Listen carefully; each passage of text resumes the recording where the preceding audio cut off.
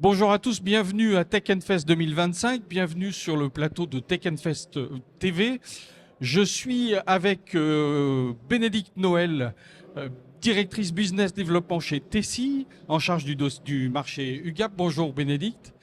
Bonjour. Et avec Frédéric Béranger, ingénieur d'affaires spécialisé informatique au sein de la direction générale territoriale de l'UGAP. Bonjour, Bonjour. Frédéric. Bonjour Stéphane. On va parler du thème essentiel de la transformation digitale du secteur public et je vais commencer, avant de vous poser ma première question, par un chiffre qui est le suivant. On estime en effet que la dématérialisation peut générer des gains financiers de l'ordre de 40 à 50% pour les entreprises qui mettraient en œuvre cette dématérialisation. Frédéric, la première question que j'ai vous est adressée. Est-ce que vous pouvez d'abord nous présenter l'UGAP brièvement et nous expliquer en quoi c'est un levier stratégique pour le secteur public, cette dématérialisation? Merci Stéphane. Donc, qu'est-ce que l'UGAP? Alors l'UGAP, c'est la seule centrale généraliste française. Son rôle est de faciliter l'achat pour les différents acteurs publics. Donc les acteurs publics, ça va être les ministères d'État, les collectivités territoriales, les hôpitaux, la sphère sociale et les autres établissements publics. L'UGAP est sous la tutelle de deux ministères, l'un chargé de l'éducation nationale, l'autre des finances. Aujourd'hui, on représente 7 milliards d'euros de chiffre d'affaires et on gère 2300 marchés. Donc, pour répondre à votre question Stéphane, les avantages de l'UGAP. Un, c'est la simplicité, la praticité et la rapidité. On fournit des solutions clés en main aux clients, donc c'est-à-dire aux acteurs publics. On sécurise cet achat, c'est-à-dire on respecte le code de marché public. On accompagne les différents acteurs tout au long du process achat. Et enfin, on a cette proximité client. Donc ensuite, pour résumer, la valeur ajoutée de l'UGAP, c'est l'expertise achat en amont, c'est l'accompagnement tout au long du process achat, comme je le disais tout à l'heure, qui permet justement d'avoir cette visibilité tout au long de l'achat. Donc le cœur de métier de l'UGAP, c'est de rendre facile et efficace l'achat public en faisant participer, en étant en appui pour nos bénéficiaires des politiques publiques. En langage courant, l'UGAP, c'est une centrale d'achat. Exactement, c'est une centrale d'achat. Comment vous fonctionnez exactement comment ça se passe? Parce que dans le langage courant, une centrale d'achat de grande surface, par exemple, on sait ce que c'est. Mais au niveau du secteur public, comment ça se passe? Alors, au niveau du secteur public, nous, en fait, on lance les appels d'offres pour l'ensemble du service public.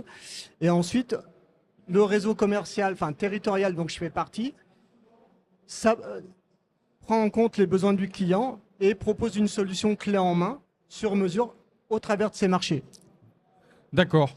Alors, alors peut-être que vous êtes déjà un peu venu sur ce thème, mais je vais vous poser la question. Quels sont les avantages spécifiques du marché UGAP, notamment dans le domaine de l'assistance à la dématérialisation?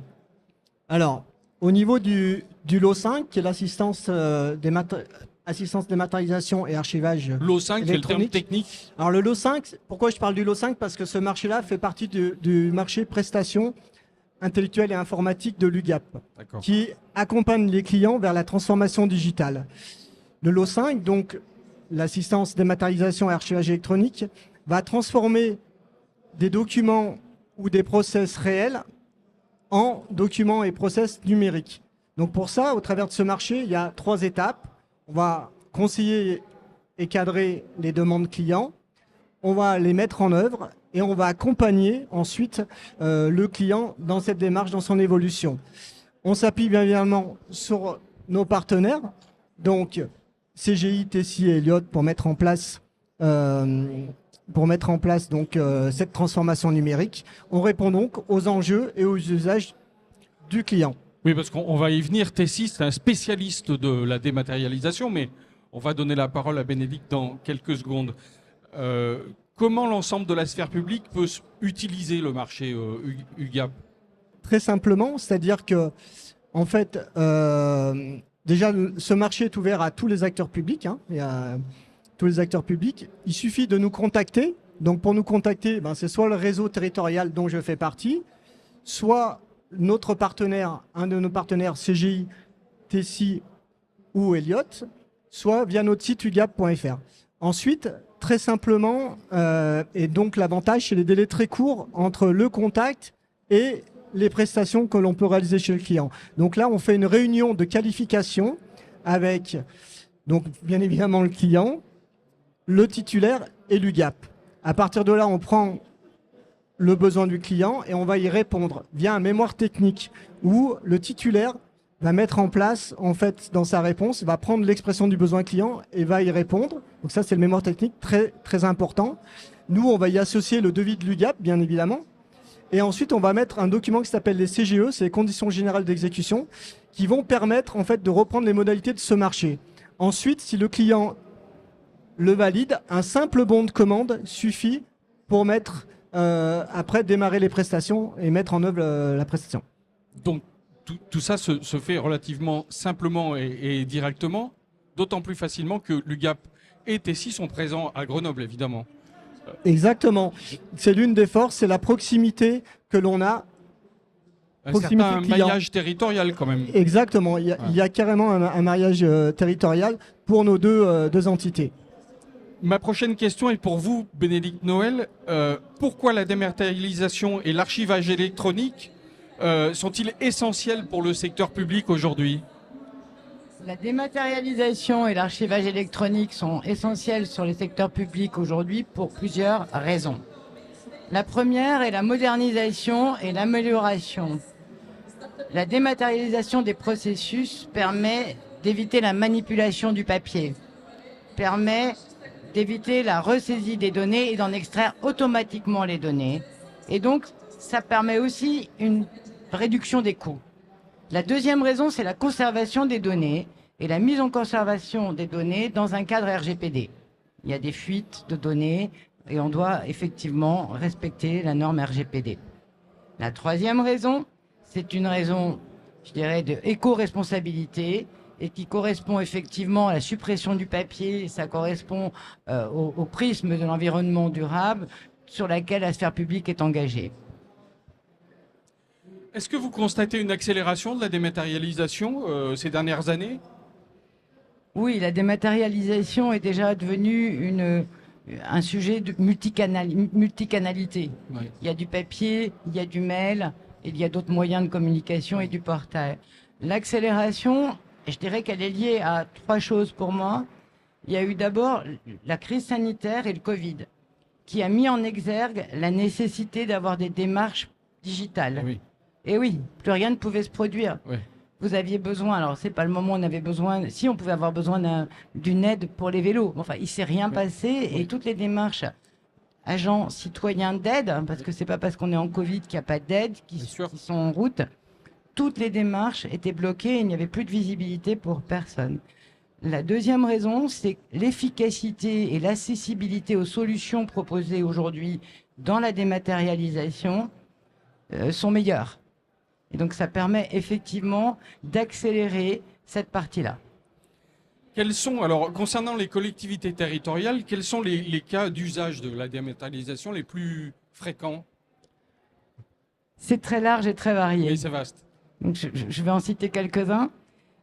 On a beaucoup de demandes pour le cadrage et la mise en place de ces fameuses solutions de gestion électronique de documents.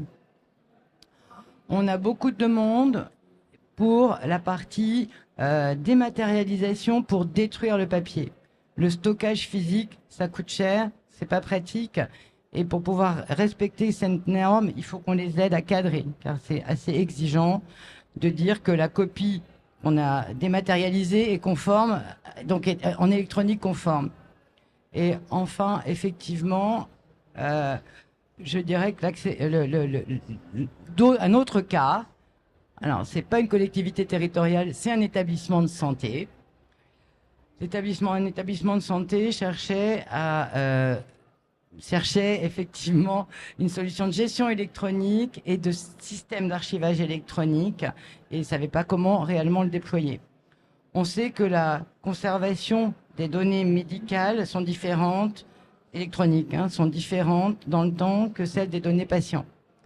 Ça a permis, cette analyse et cette mission a permis à l'établissement de santé de disposer d'une vraie image de son patrimoine documentaire, de disposer de scénarios différents pour savoir comment amener cette transformation et enfin de pouvoir mettre en place la réalisation. Il y a un autre cas, le dernier. Je vous en prie. Excusez-moi. Je vous en prie. On est en collectivité territoriale, on est dans une région et le Conseil régional Île-de-France, par exemple, pour ne pas le nommer, a mis en place la dématérialisation de la distribution des subventions d'aide au retour à l'emploi, à la formation, pardon, et donc à l'emploi. Merci beaucoup. La dématérialisation, on a compris, ça fait faire des économies aux entreprises. C'est plus respectueux de l'environnement. Il y a une question qu'on peut se poser en tant que usager des services publics. Est-ce que, à nous, usagers, ça peut aussi nous simplifier la vie? Est-ce que c'est quelque chose que vous constatez? Oui, c'est une belle perspective.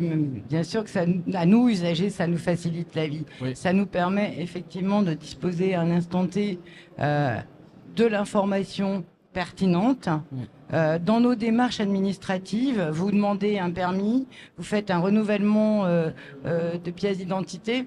Effectivement, la digitalisation fait qu'on n'a plus accès, enfin ils ont réouvert finalement les mairies, mais à un moment dans cette rupture, c'est là où on voit la limite aussi du zéro papier, c'est qu'il y a une fracture numérique et voilà, on est encore dans cet espace-temps. Ouais. Mais effectivement, ça améliore la démarche quand vous ne pouvez pas vous déplacer en mairie, quand vous pouvez pas aller.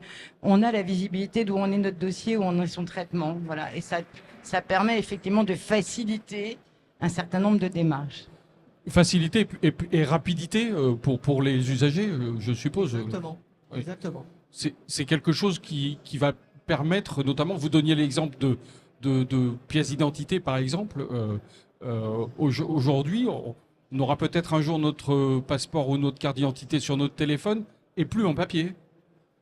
C'est possible, c'est une possibilité. Voilà, c'est possible. Aujourd'hui, on va tendre vers le zéro papier de toute façon. Ouais. C'est une démarche éco-responsable, donc on peut arriver en effet à demain. C'est une idée que j'ai eue ça peut arriver déjà vite. entendu ça parler. Peut arriver Oui, vite. Ça peut arriver. Merci beaucoup à tous les deux et merci à tous de nous avoir écoutés. Merci. Merci. Merci.